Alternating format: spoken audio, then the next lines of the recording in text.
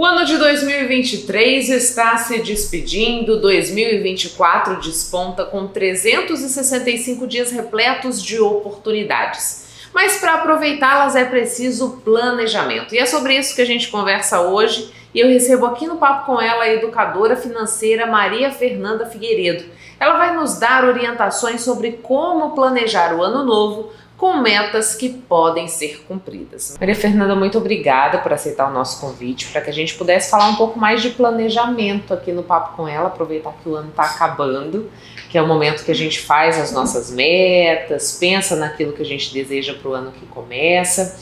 Qual é o caminho para quem não tem esse hábito do planejamento, né? Pensando nessa construção financeira, você que está nessa área, qual é o primeiro passo que eu devo dar rumo a esse objetivo? Bom, primeiro quero agradecer a oportunidade de estar aqui com vocês. É sempre muito bom bater um papo sobre finanças, sobre planejamento. Eu digo assim, eu sou formada na área de finanças, mas a minha paixão não é investimentos, é planejamento. Porque eu acredito que o planejamento seja o primeiro passo para todas as suas áreas, né? Tanto seja ela financeira, como emocional, como alimentar, como física, como espiritual, tudo perpassa por um bom planejamento. E quando se fala em planejamento financeiro, planejar 2024, eu preciso muito ter clareza de planejar o meu 2024 pensando no meu 2023. Por quê? Porque eu preciso refletir quais são os pontos que eu não acertei, quais foram os gargalhos que me levaram a gastar mais do que o meu orçamento permite, o que eu fiz que foi positivo, que valeu para poder continuar exercitando em 2024. Então, primeiro, fazer uma reflexão. Quem foi 2023 na sua vida? Qual foi o impacto que 2023 trouxe para o seu orçamento? Quais foram os sonhos que vocês não conseguiram realizar? Porque eu costumo dizer o seguinte, que sonhos não realizados são frustrações que você vai colocando dentro da sua mochila e carregando. E por vezes elas são tão pesadas que a gente precisa refletir muito quais são as nossas metas, os nossos sonhos, planejar para que isso aconteça, para que não seja mais uma frustração que você vai carregar aí no decorrer da sua vida, da sua caminhada, e aí desenvolvendo algumas neuroses, né, algumas questões emocionais e comprometendo a sua relação saudável e honesta com o dinheiro. Maria Fernanda, quando a gente pensa nessa perspectiva de fazer um balanço de 2023 para pensar, visualizar e planejar o 2024, muita gente se viu em algum momento enredado em dívidas, né? Perdeu aí o fio da meada desse planejamento financeiro, orçamentário, e encontrou dificuldades. Para eu pensar nesse 2024, primeiro eu preciso liquidar o meu 2023? Eu costumo dizer o seguinte, que o objetivo seria esse, né? Um campo melhor, visual, para você começar um 2024, era com 2023 pelo menos no 0 a 0, né? Não devo ninguém, não tenho dinheiro, mas também não devo ninguém. O melhor seria investindo, tendo dinheiro aplicado, tendo um dinheiro já planejado para as férias de janeiro, para quem tem filhos, né? Já tendo dinheirinho para comprar o material escolar. Esse seria o melhor cenário. Mas se não, a minha realidade não é essa, Maria Fernanda. A minha situação é de endividamento. Não sei o que eu vou fazer para começar 2024 no redondo, no azul, né? Porque eu estou numa situação já comprometida com endividamentos ou com um orçamento muito, né, estrangulado já. Eu sempre costumo dizer o seguinte, nós estamos hoje dia 5, nós temos aí 26 dias para concluir o ano de 2023. Nós temos segunda parcela de 13º, nós temos salário de dezembro, né? Alguns ainda têm o salário de novembro, que ainda não recebeu, que recebe no 5º dia útil. O que eu gostaria de deixar de reflexão, Michele, é que primeiro eu preciso pagar para depois eu gastar. Então, nós precisamos entender que a nossa prioridade tem que ser sempre pagar antes de gastar. Porque se eu gasto antes de pagar, eu vou viver endividado. Isso também é planejamento, né? Sim, mas se eu não conseguir planejar, eu estou devendo cartão de crédito, eu estou devendo um cheque especial e eu vou receber o 13º salário, não vou comprar presente para dar para as pessoas, não vou fazer grandes festas de Natal, não vou me endividar fazendo antecipação com crédito consignado em folha ou com CDC no banco, porque muitos brasileiros comemoram Natal, Ano Novo e viajam com empréstimos. E não é uma porcentagem pequena. É mais de 50% da população. Ou compromete o 13º. Tem gente que recebe férias. Ai, gente, férias é uma dor. Porque a pessoa recebe as férias, recebe o 13º, vem aquela bolada de dinheiro, né? Ela vive como se não houvesse o amanhã. Se esquece dos compromissos. Como se janeiro não fosse chegar. Aí vem o janeiro vermelho, né? Cheio de conta para pagar e o dinheiro já foi. Eu queimei ele nas festas de final de ano. Então eu preciso ter muito discernimento, muita responsabilidade e muito pé no chão. Aí eu digo para você, Fernanda, todo adulto sabe disso, sabe? Mas a questão é, nós deixamos o nosso emocional, por vezes desequilibrado, nos levar a cometer essas mais escolhas, né? Nós acabamos escolhendo mal. Então, olhar de forma racional para o dinheiro. Imaginar o seguinte, eu tenho um compromisso. Primeiro, a minha palavra. O endividado sou eu. Não é a minha família, não são os meus parentes, não são os meus amigos que vão fazer aquela confraternização, que a cota é R$200 para cada um. Naquele amigo secreto que já tem estipulado lá o valor do presente, se eu não posso participar, gente. E aí eu entendo, Michele, que é algo muito mais emocional. O que nos move a gastar, principalmente que eu não tenho, é muito mais emocional. Então eu preciso olhar para o meu emocional e entender o que faz a Michele gastar. O que leva a Michele a dar um passo maior que a perna dela, entende? Então essa reflexão, ela é extremamente emocional. Então eu preciso ter consciência disso, entender que eu não preciso fazer nada para ser aprovada. O que eu percebo são muitos adultos ainda infantilizados, muitos adultos ainda na 6ª série, se preocupando com o que a coleguinha pensa. É o cenário de muitas famílias brasileiras, infelizmente, porque são homens e mulheres de 40, de 50, de 30, que já era para estar numa fase adulta, cognitivamente às vezes até estão, mas emocionalmente não, pararam na 6ª série. Porque é na 6ª série, no 5º ano, no 4º ano, que nós temos essas disputas, né? De quem é mais inteligente, quem é mais popular. E quando eu vou crescendo, a tendência é que eu amadureça, né?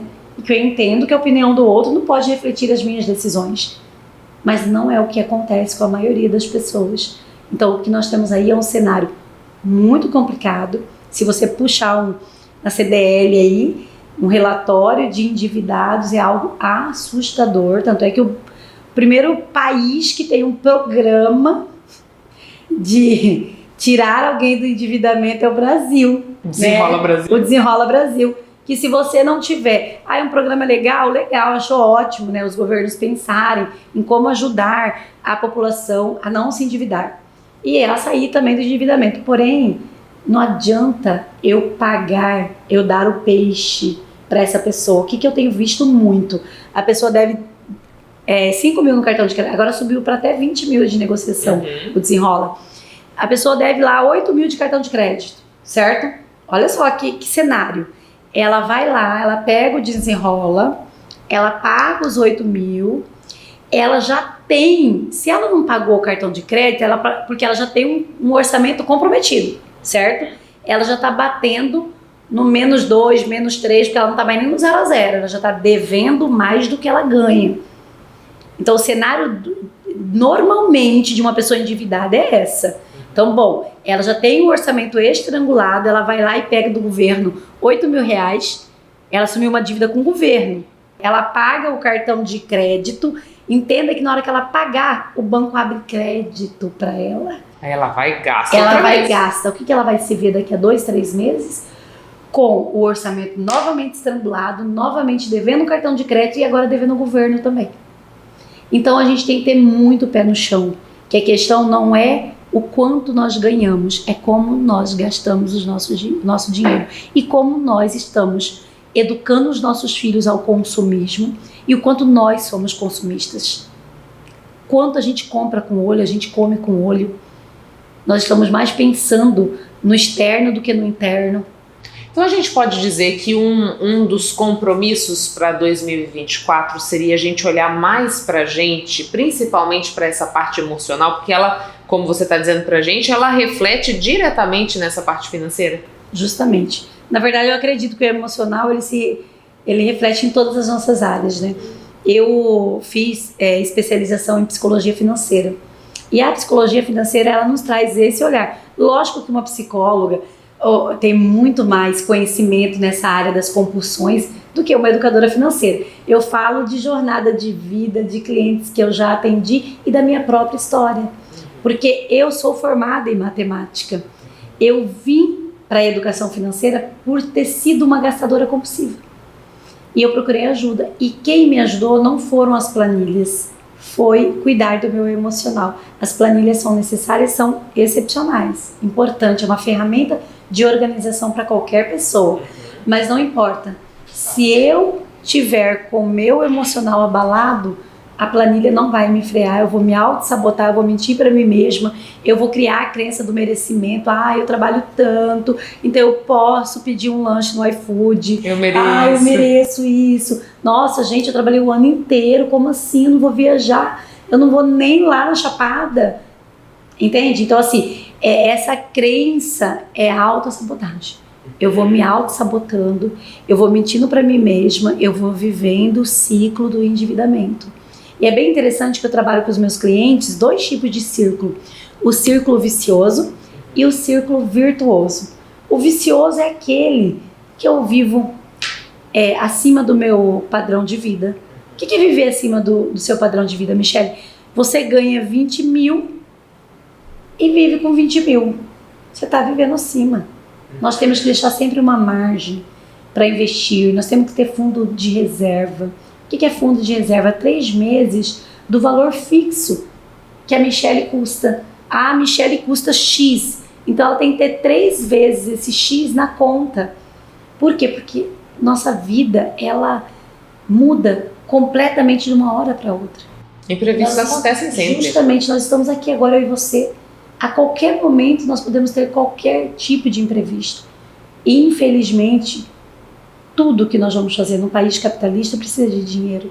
Seja uma cirurgia, seja você ficar desempregada, seja o carro bater, alguém bater no seu carro e não ter dinheiro para pagar, você vai fazer o quê? Você vai entrar na justiça, mas enquanto você está lá na justiça brigando, seu carro está aqui parado? Não, você vai ter que arrumar seu carro. Entende que nós vivemos com imprevistos podendo acontecer a qualquer momento. Eu pergunto para muitos seguidores, o 2023 já foi. Tem gente que está terminando agora de pagar o material escolar do início do ano. E já vai entrar em outra? E já vai entrar em outra. E vai viajar. E vai parcelar o hotel no book em tantas vezes e vai passar o ano inteiro pagando. Então, entende que essa pessoa, ela vive uma vida que não a pertence. E ela poderia ter tudo isso, é o que é mais interessante. Você poderia ter tudo isso, porém feito previamente. Por isso é tão importante o planejamento financeiro. E esse planejamento financeiro perpassa por uma realidade familiar que muitos brasileiros não têm, que é de se comunicar. Porque não adianta eu, mãe de família, sentar com o meu marido e planejar o nosso 2024 se eu não trouxer os meus filhos a participar, porque eles decidem e influenciam diretamente as minhas decisões. Então as crianças, elas acham que o cartão de crédito é mágico, que você passa e não precisa pagar, banco, que é só você ir lá e tirar o dinheiro que ele está lá te esperando, certo? Porque elas não entendem o valor de nada. E aí cresce consumista sem entender valor, sem pesquisar, comprar sem saber preço, valor, sem ter necessidade de compra muitas vezes. Então trazer o seu filho para participar é algo extremamente importante e decisivo no processo dele enquanto um adulto saudável. Você fala pra gente que se tornou educadora financeira por viver uma realidade de endividamento. O que foi mais difícil para sair desse processo, Maria Fernanda? Reconhecer que eu era endividada. o reconhecimento, ter consciência, a tomada de consciência, eu ouso dizer que é o passo mais difícil em qualquer compulsão. Um alcoólatra, para ele procurar ajuda, ele precisa se identificar como um alcoólico, porque então ele acha que ele tem controle sobre o álcool, que ele bebe socialmente. Um NA que usa drogas ilícitas, né, ele também. Ele precisa se reconhecer nesse estado. Uma pessoa que mente compulsivamente, ela precisa se reconhecer, porque até ela acredita nas mentiras dela.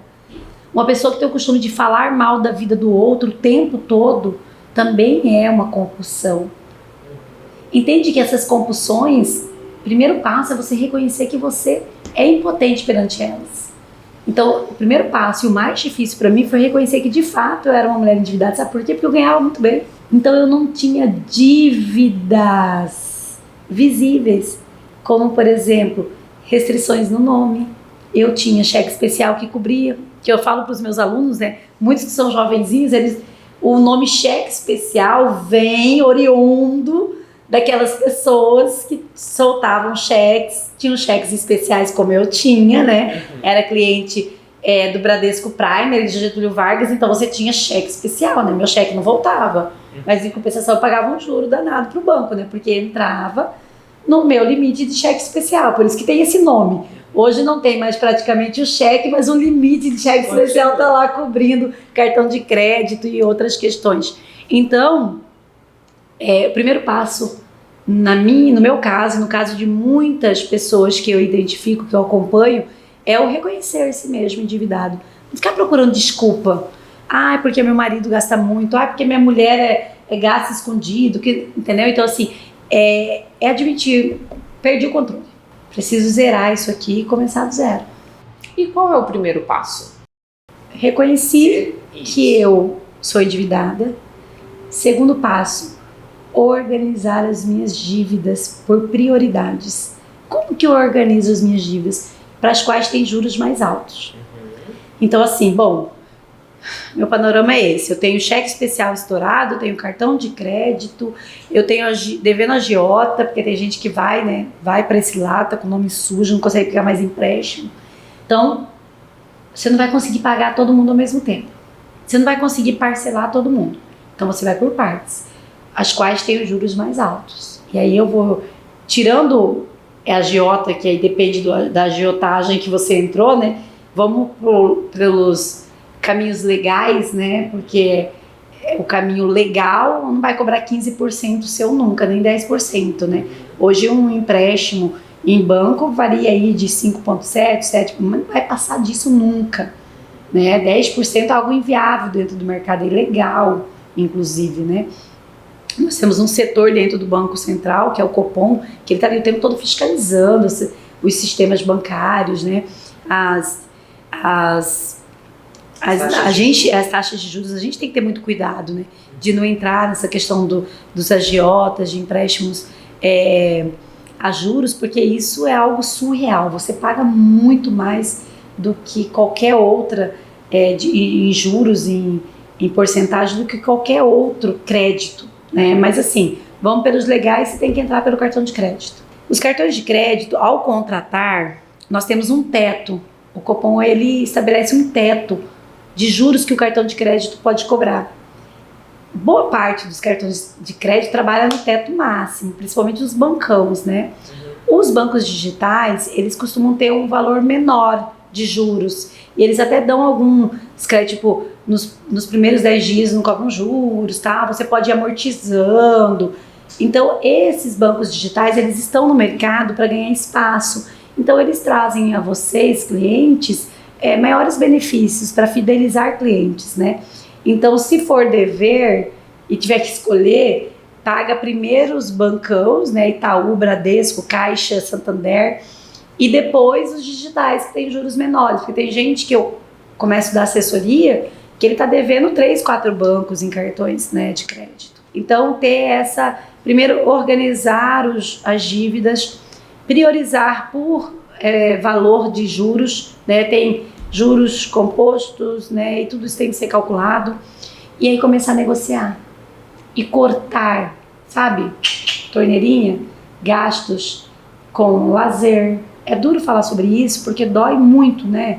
Porque nós já temos uma vida tão cansativa, Cuiabá é uma cidade tão quente, né? Então a gente gosta de sair, gosta de ir no shopping, gosta de tomar um chopp, gosta de tomar um sorvete, até para sair dessa canseira que o calor nos traz. Mas se eu estou endividado, não tem outro caminho, gente. É o arroz com feijão, não adianta eu inventar aqui um método surreal que você vai conseguir, não. É reconhecer que eu estou endividado, elencar por ordem de juros maiores para ir negociando e pagando e cortar as despesas, principalmente as invisíveis. O que são gastos invisíveis? iFood, Uber, compras na internet, você tem que zerar. Negociei um cartão, suspende o crédito do cartão. Paguei o cartão do Santander, suspendo o crédito. Paguei o cartão do Itaú, suspendo o crédito. Depois que você organizar a sua vida, você escolhe um cartão de crédito. Diminui o limite, porque pare e analise. Se você não tiver dívidas, você pode gastar até 30% no cartão de crédito. Tem gente que gasta 60%, 70%, 100% do que ganha. Ele ganha 5 mil e tem um limite de 20.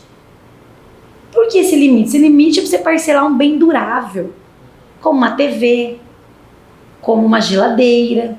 Não a compra do mercado você passar no crédito, se você não tem dinheiro, porque assim, o crédito ele é muito bom. Eu costumo dizer que o cartão de crédito, ele pode ser seu algoz, mas ele também pode ser seu melhor amigo, desde que você entenda e aprenda a usá-lo.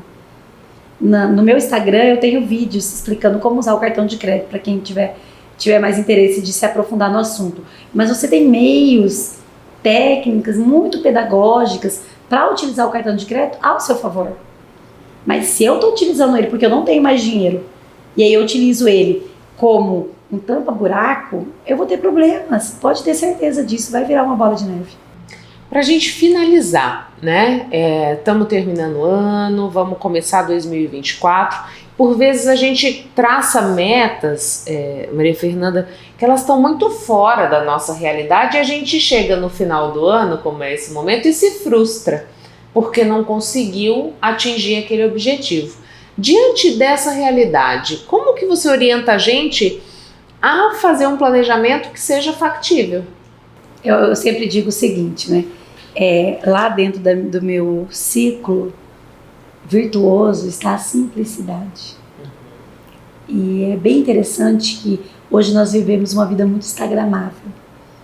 E isso nos leva a flutuar em mares que muitas vezes estão distantes da nossa realidade. Eu não estou dizendo que nós não devemos sonhar, certo? Mas nós precisamos entender primeiro, conhecer a realidade. Eu vou falar de uma forma bem simples, para que todos possam aplicar na vida de vocês. Quando você for fazer um planejamento, você precisa entender o seguinte, são 3 passos. Primeiro, onde eu quero chegar? Porque quem não sabe onde quer chegar, qualquer lugar serve. Então assim, onde eu quero chegar?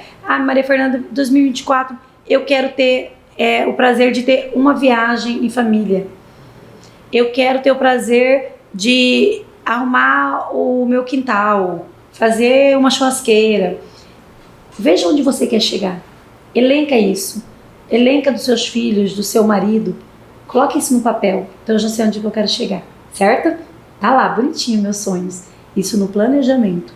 Porque se eu faço isso, eu evito frustrações futuras. Aí o que eu vou fazer agora? Segundo passo, entender onde eu estou.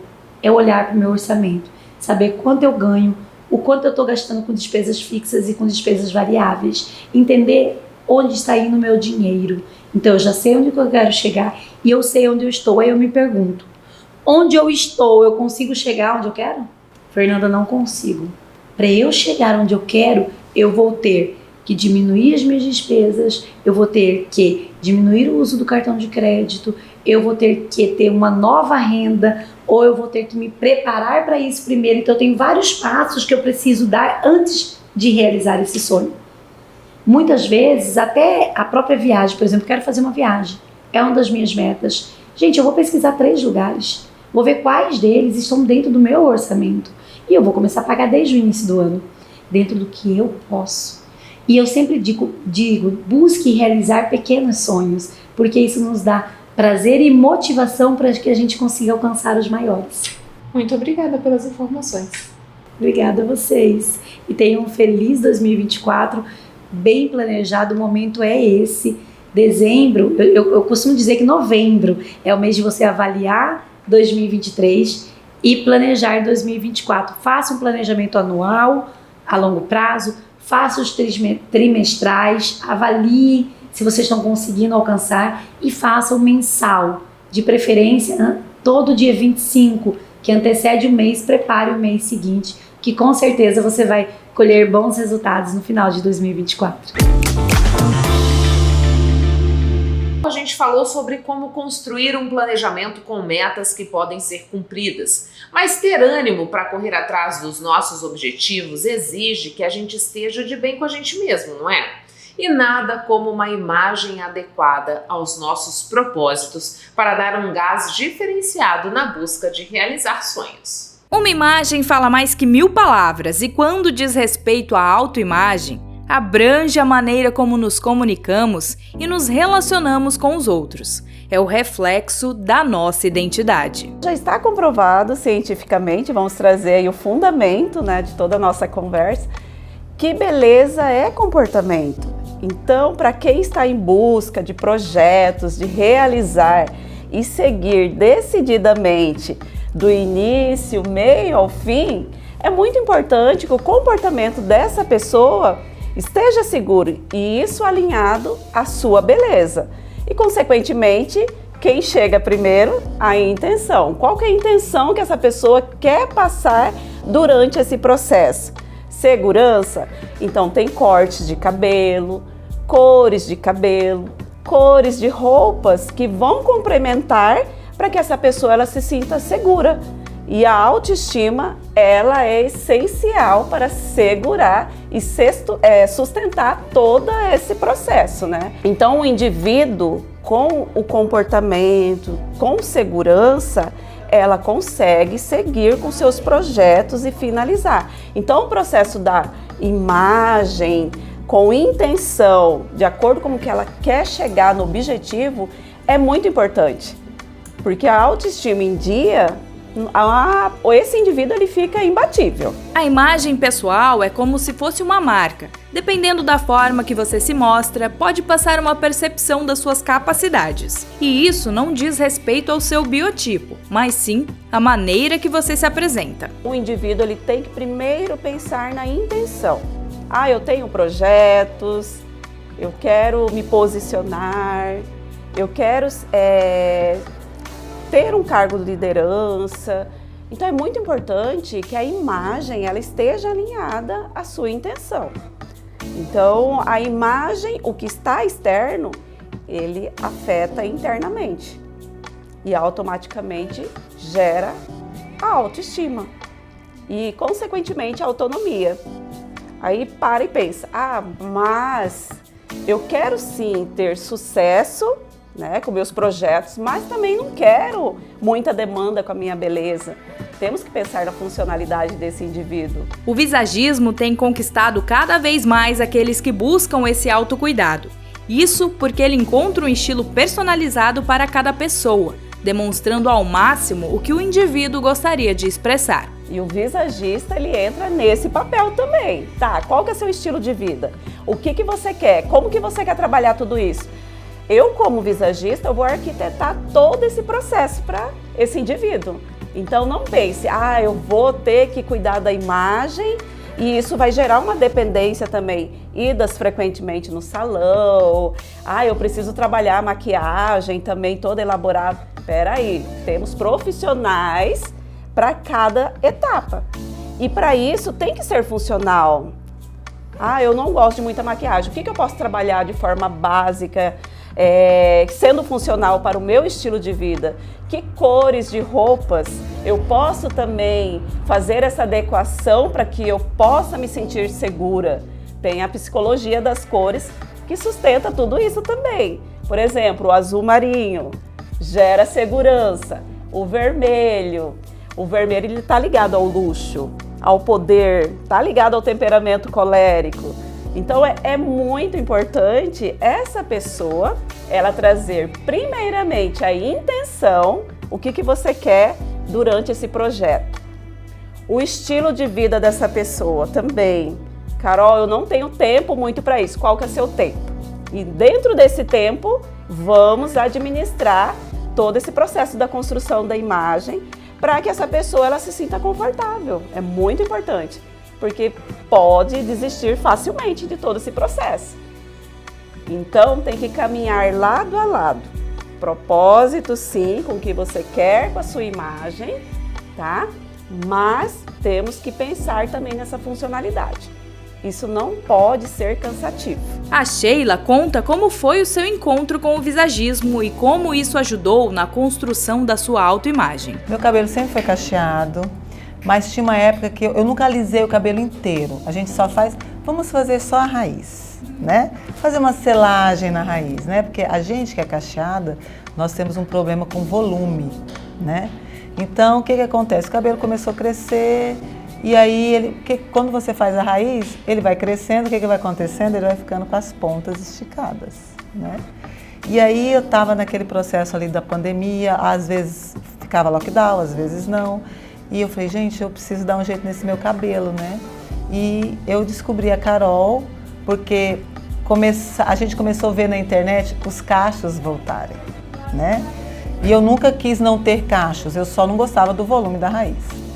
Então eu cheguei aqui na Carol apenas para cortar meu cabelo, para tirar aquela ponta, né?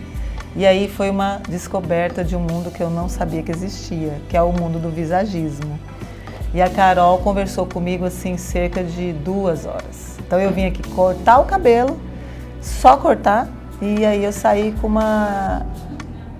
com entendimento de imagem, que o nosso olhar, né, a nossa sobrancelha. No início de sua jornada na política, durante uma sessão de fotos de sua pré-campanha, Sheila se deparou com uma situação que a deixou reflexiva sobre seu cabelo. Eu fiz uma escova ondulada, com uma maquiada, então eu cheguei lisa. Tirei as fotos, mas aí o meu produtor falou, Sheila, você vai ficar lisa o tempo inteiro? Porque para você ficar lisa com o seu cabelo de escova, eu tenho que acordar todo dia de manhã, eu tenho que fazer escova, eu tenho que fazer a chapa, fazer a onda.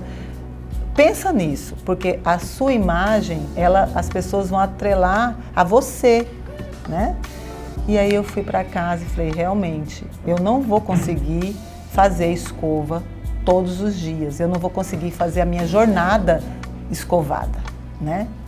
Então eu falei, não, voltei aqui na Carol, porque a gente vem assim de 4 meses, 6 meses, né?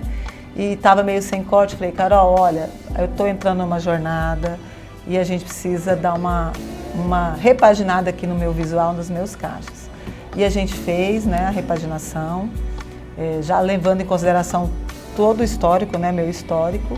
E aí eu continuei a minha jornada assim, como eu sou, cacheada. No meio político, o cabelo cacheado foi fonte de inspiração e rendeu elogios. Enquanto deputada na Assembleia Legislativa, eu tive várias surpresas, né? Algumas pessoas se aproximaram e falaram, eu me identifico com você.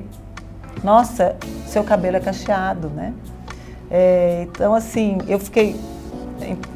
Não era... o meu objetivo não era... influenciar pessoas em relação ao cabelo. Eu quero influenciar mulheres a entrarem na política, a ser dona de si, mas é todo um conjunto. Então isso me deixou muito grata e eu externei isso, né, para Carol, de como a pessoa chegou em mim e falou assim, eu me identifico com você, porque você é cacheada, né? Eu sou cacheada. Então você me inspirou a soltar meu cabelo, a assumir meus cachos. E isso é um ganho muito... É maravilhoso, porque além de você estar demonstrando que nós somos mulheres e nós devemos estar onde queremos, saber que a sua imagem influenciou positivamente alguém, isso é maravilhoso. E tudo é obra do visagismo, da Carol, com a sua psicologia, de explicar para você qual que é o seu olhar dominante, né? Você quer demonstrar poder, você quer demonstrar força, você quer demonstrar sensualidade, o que você quer demonstrar com a sua imagem?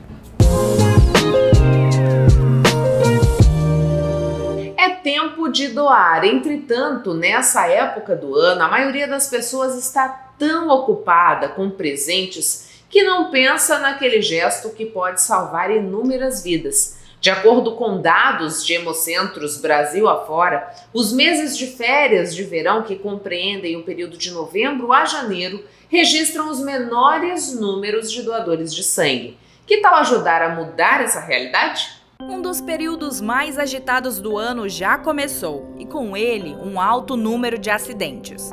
O que não está alto é o número de doações de sangue.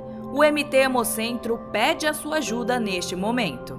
Aqui o MT Hemocentro, nós, além das doações, né, nós temos também um ambulatório, que nós atendemos as doenças hematológicas não oncológicas. Nós atendemos cerca de 450 crianças, elas vêm do estado todo, né?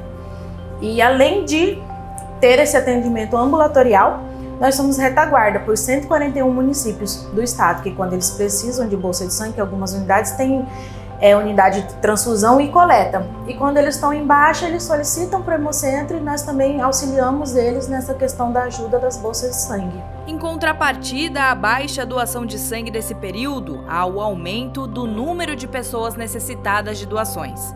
Existem aquelas que precisam regularmente, somadas às emergências hospitalares. Esse período do ano para a gente é sempre muito apreensivo. Por conta das festividades, vai chegando o fim do ano, né? As crianças costumam pegar férias e os pais acompanham as crianças nessas férias, então tem uma diminuição nas doações de sangue. Tem também a questão das festividades por conta dos acidentes, muito caso de embriaguez e os acidentes, então aumenta o consumo de sangue, né? E pra gente esse período é difícil.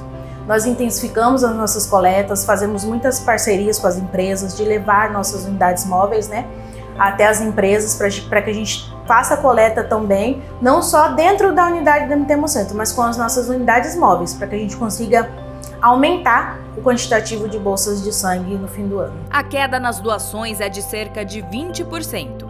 No dia em que a nossa equipe de reportagem foi até o local, a sala de atendimento para transfusão estava lotada, mas a sala de doações vazia. Uma bolsa de sangue doada consegue salvar até 4 vidas. Porque dessa bolsa de sangue total, nós fazemos o hemocomponente, né? Então tem plaqueta, tem crio, tem um sangue total, e aí depende do que o paciente ele venha a necessitar. A doação dura cerca de 40 minutos. Se você estiver saudável, pode doar seguindo algumas recomendações. Então, nós temos o agendamento, né, que é pelo site. Temos também o telefone, o fixo, o 36230044. Pode ligar e fazer o agendamento. Também recebemos, como nós falamos aqui, porta aberta. A pessoa pode vir e se cadastrar na hora e fazer a doação. E tem alguns requisitos, né? Ter entre 18 e 69 anos de idade, estar bem de saúde. Se for a parte da manhã, ter se alimentado bem. Após o almoço, ter almoçado, não ingerir bebida alcoólica 24 horas antes, não ter almoçado uma comida muito gordurosa. E se for menor de idade, né, entre 17 até fazer os 18 anos, que venha acompanhado com o responsável, né, o pai, que daí precisa assinar o termo de liberação. Você é importante nessa luta. Com um gesto simples, você pode salvar vidas. O MT Hemocentro fica aberto das 7h30 até às 18 horas, de segunda a sexta-feira. Se você é empresário ou tem um projeto e quer solicitar o ônibus itinerante de doações, é só entrar em contato pelo telefone 65 3623 0044. Quero chamar todos para que venham fazer sua doação de sangue, que venham fazer esse gesto de amor, esse gesto de carinho. É incrível como quando a gente doa, a gente não sabe a quem vai ajudar, mas com certeza nós vamos ajudar alguém. Como a gente sempre fala aqui, já é rotina. A gente sempre fala, uma bolsa pode salvar até 4 vidas. E é incrível como realmente pode salvar até 4 vidas. Então, nesse momento de fim de ano, que as coletas diminuem, a doação de sangue diminui, eu faço esse apelo. Venha e salve uma vida. A virada do ano, ao mesmo tempo que encerra um ciclo com festividades, pode significar também transtornos. Isso porque, embora sejam proibidos em várias cidades, os fogos de artifício com estampido ainda são utilizados. Animais domésticos, como cães e gatos, não são os únicos que sofrem com os altos ruídos. Autistas estão sujeitos a entrar em crise diante da queima de fogos. O Brasil é o segundo maior produtor de fogos de artifícios do mundo, mas apesar de belos, o barulho dos fogos pode ser prejudicial às pessoas com transtorno do espectro do autismo, idosos e animais de estimação. Esse assunto ele é muito importante, principalmente nessa época festiva, né? Que é onde a gente tem o maior índice, né, de fogos de artifício. E os pets, eles têm uma audição, né, e a visão também diferente dos seres humanos. Eles são mais sensíveis a barulhos, a ruídos, então nesse período eles sofrem mais com esse tipo de barulho. A criança que está dentro do espectro autista, ela tem uma alteração sensorial, né? Quase todas as crianças que estão no espectro, não são todas, mas a maioria, ela tem essa sensibilidade auditiva, né? Chega num local que está muito barulho, som muito alto e até o famoso fogos de artifício.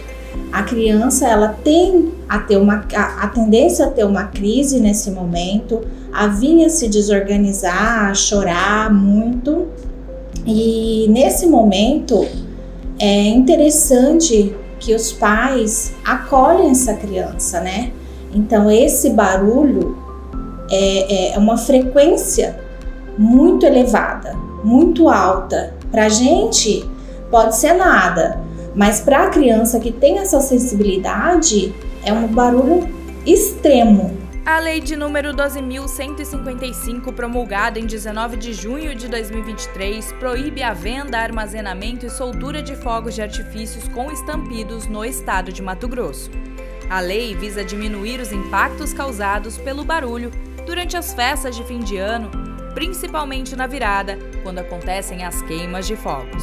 Então, para as crianças típicas, já levam esse susto, já tem essa prevalência do choro, de causar esse desconforto. Imagina para a criança autista, né? Que é uma coisa mais aguçada, mais forte, mais intensa. Então causa uma dor, gera uma dor nesse momento, gera um sofrimento para essa criança. Algumas medidas podem ser tomadas para diminuir o sofrimento das crianças e dos pets durante esse período. Além, é claro, do cumprimento da lei de não soltar fogos com barulho. Então nós temos aí algumas estratégias que a gente pode usar nesse momento para amenizar esse sofrimento, né? Amenizar essa dor da mãe, da criança nesse momento, gera aquela angústia. Enfim, o que a gente orienta, na verdade? É que primeiro, você passa uma previsibilidade para essa criança, que você realmente explique o que está acontecendo, né? O que eu costumo fazer muito, orientar as mães a mostrar em fotos, mostrar em vídeos o que realmente vai acontecer, o que realmente acontece no final de ano, principalmente na virada do ano, né? Que aí é só fogos. Então, você mostrando, preparando essa criança para esse momento, você já antecipa, já avisa ela do que vai acontecer. Geralmente a gente tenta reduzir esse barulho no ambiente, né? O ideal seria que esse pet ficasse acompanhado, né? Em casa, com alguém. A gente sabe que nem todo mundo vai ficar em casa, né? Mas existem outros serviços que podem ajudar. Por exemplo, hoje em dia existem as babás, né, chamadas de pet sister, né, que pode auxiliar nesse período. Existem os hotéis que se preparam de maneira adequada, né, para esse período também.